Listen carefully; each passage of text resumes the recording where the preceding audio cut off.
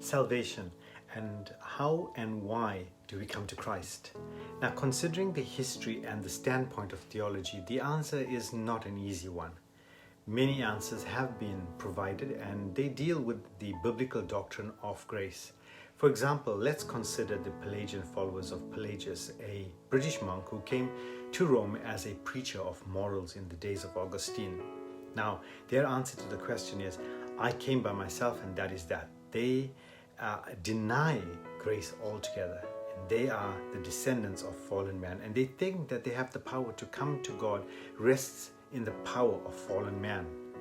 Pelagianism, which is really legalism, came to be modified because of its obvious unscriptural character, and the result in favor of Augustine came shortly after the conflict between Pelagius and Augustine was settled.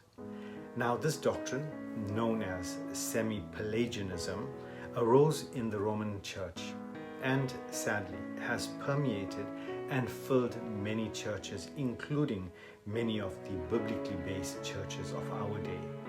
Now, that's a sad reality, see, because the Semi-Pelagianism doctrine is held by believers in Christ. And in my opinion, they are confused believers in Christ.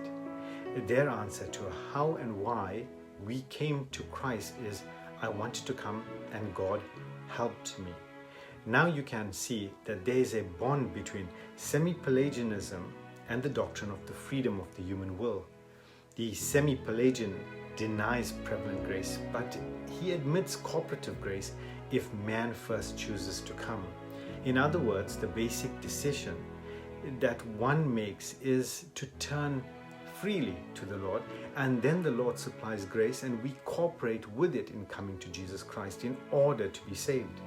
Semi-Pelagianism has afflicted many churches all over the world. See, this doctrine of the freedom of the will is characteristic of Semi-Pelagianism.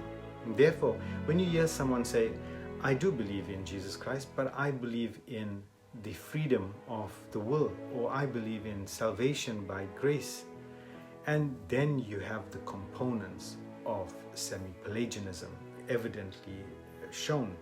Now, this was thought to be heretical through the centuries, but it has come to exist in so many of our churches today.